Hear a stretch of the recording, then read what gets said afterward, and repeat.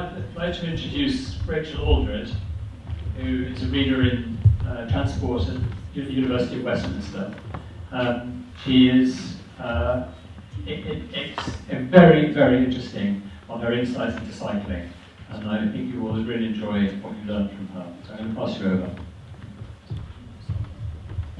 Thank you very much, Edward, and I'm very impressed to see so many people here, particularly on Friday evening. It's clear how much interest there is in this issue, and I have to say I think many of you here know a lot more than I do about the City Deal, so I'm not going to speak about the kind of detailed specifics. I'm going to follow on from the talk about the ambition, and talk about ambition in terms of cycling and what can be achieved in terms of cycling here. Obviously, cycling in Cambridge is the highest it is in the country, but I think there's still potential for substantial growth as part of modal shift towards a range of sustainable modes. So I want to say something about cycling potential in Cambridgeshire, and then how we go about achieving that cycling potential, and in particular ensuring wider participation, ensuring that all of our community can benefit from cycling. So I'm going to tell you a little bit about some results from a project that I've been involved in, a very exciting project led here at CEDA at the University of Cambridge and funded by the Department for Transport. It's called the Propensity to Cycle tool, and essentially what we're doing is looking at cycling potential across the country under a range of scenarios. And it's quite interesting to look at Cambridgeshire because, as you know, Cambridgeshire has very high cycling already in a UK context. So this is just a map from the Propensity to Cycle tool, and Cambridgeshire, cycling within the whole of the Cambridgeshire area in terms of the Shire, is currently at 9.2% of all journeys to work. So in the UK context, that's very high, but there's still potential for substantial increases. So I'm just going to give a few examples of how high cycling could potentially be based on the kind of trips that people make here. Now at the moment I'm only talking about commuter cycling, so it's only a small proportion of journeys, but it's indicative of the fact that there are still a lot of short car trips and so on that can be switched to cycling. The results I'm just going to show you are based on scenarios imagining that people here cycled at the same rates as the Dutch for trips of the same length and hilliness. So it's ambitious, but it's based on what the Dutch actually do. So given supportive infrastructure, given supportive policy, it should be possible. There's an additional scenario called e-bikes that basically takes those Dutch cycling propensities and adds in the assumption that people might use e-bikes for longer and hillier trips. Now this is something, e-bikes are not very common in this country at the moment, but 1 million are sold every year in Germany and in the Netherlands. It is the future. It is the way in which people will be able to cycle trips that currently people feel are a little too long, a little too hilly. But we will see, as cycling increases, we will see more and more use of e-bikes for many of these trips. So these, I'm afraid you probably can't see that terribly well, but I'll tell you what it says. So on the left, we have a map of what cycling would look like across England if people cycled to work at the same rate as the Dutch for trips of particular lengths and hilliness. And for Cambridgeshire, for the county of Cambridgeshire, the rate will be 23.7%, up from 9.7% currently. So there are a lot of trips that could be made by bike that currently aren't, even in Cambridgeshire. If we add in e-bike potential for longer and hillier trips, we go up to 28.6%. So there are still a lot of trips that could be cycled. And this gives you a bit of a more detailed picture of the county. So on the left, we can see cycling to work rates across the Cambridgeshire county area. And you can see Cambridge itself is obviously very high cycling to work. That's, we're talking like 25, 30, 35%. But this is the potential under this ambitious scenario. And you can see a lot of those areas around Cambridge. You know, currently cycling to work is at 3, 4, 5%. But if we could improve cycling conditions, potentially it could be maybe 15, 20, 25%. That's a lot of cars that are currently coming in, trying to come into the city that would not need to be coming into the city potentially. This gives you an example from one middle-level super output area. This is in South Cambridgeshire, which currently has 15% of people cycling to work in that area of South Cambridgeshire, which sounds like that's not bad, but it could be 32% based on our scenario if we had people cycling for these shorter trips at the same rates as the Dutch do. We could have a lot more cycling. This is another example. This is an East Cambridgeshire area where currently people only cycle trips to work at the rate of 5%, so only 1 in 20 trips to work is cycled. That could be 21% based on our scenario. So I just wanted to quickly show you a few desire lines, so trips between origins and destinations, and what the potential is there. So this is between out in Fulbourn and Cambridge city centre, and at the moment 22% of trips between those origins and destinations to work are cycled.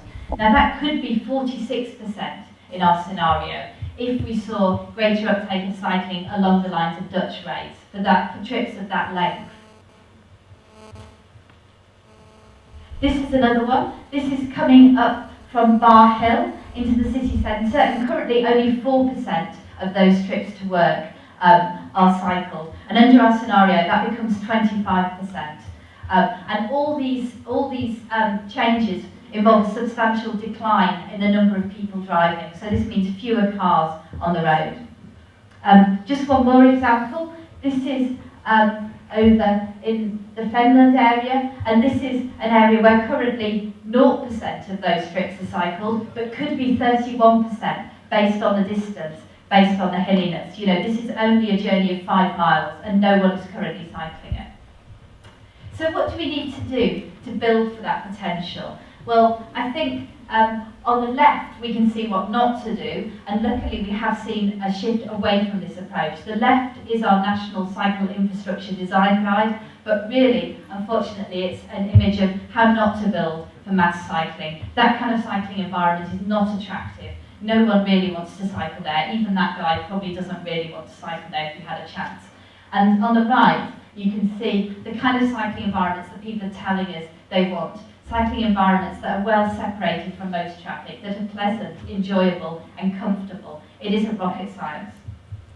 I just wanted to point out that people's unwillingness to cycle with motor traffic is not purely a sort of distaste or dislike. It's also based on real experience. So I conducted research into cycling near misses. I looked at the rates at which people experienced incidents that didn't involve injuries, but that were nevertheless something that was frightening, something that was annoying for them. And this table from a paper that I published with my colleague Sean Crossweller basically gives you a sense of just how frequent some of those unpleasant incidents are. So if you cycle to work regularly in the UK, you might be killed cycling once every 8,000 years, which hopefully is quite comforting because probably none of us is going to live to 8,000. Even a reported serious injury once every 400 years, a reported slight injury once every 67 years, and any injury, reported or not, probably a slight injury, once every 20 years. However, I found, based on my near-miss research, that people experienced, for instance, very scary incidents around a weekly basis. So people who are currently cycling are being frightened on a weekly basis. And this isn't the kind of thing that will encourage more people to cycle.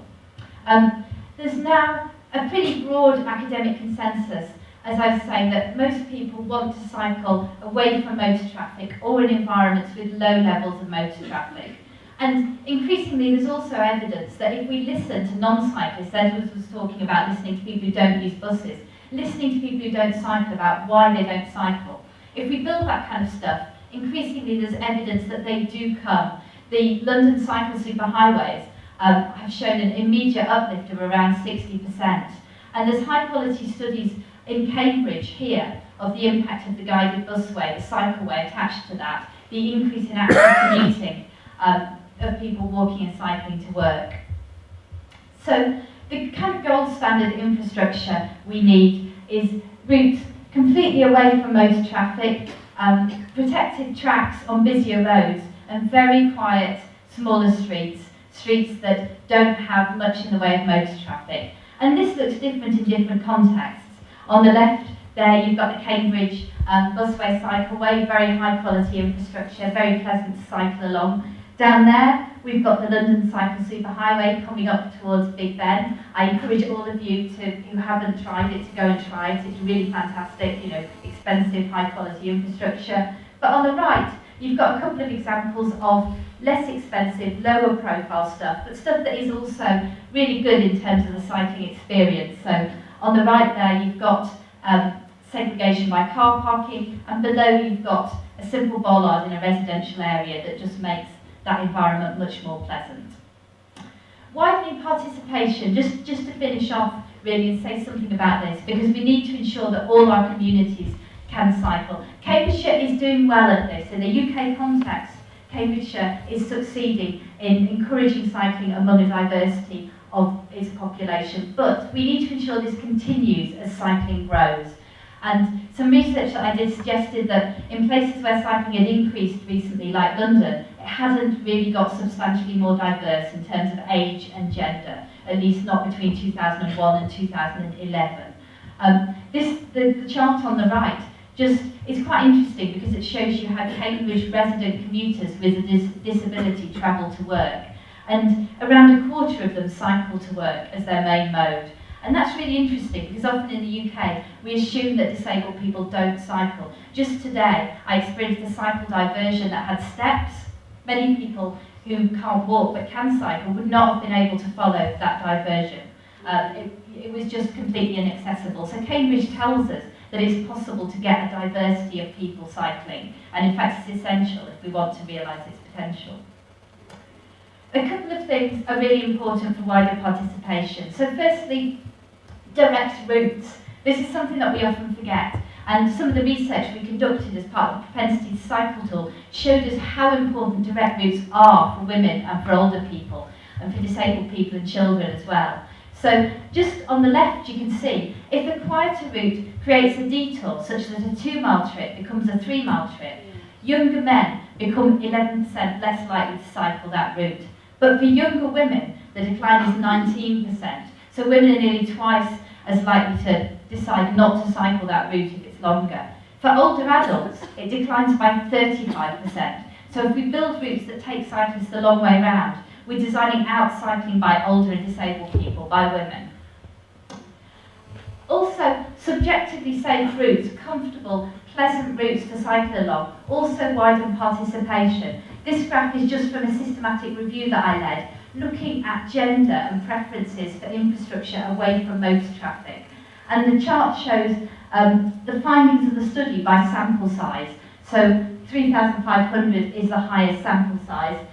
The bigger studies are towards that end. And all the red bars are studies that found that women's preferences for separated cycle infrastructure was stronger than men's. So you can see all those big studies are finding a difference. So men and women both want to cycle in environments that are comfortable, pleasant, away from motor traffic, but for women it's particularly important.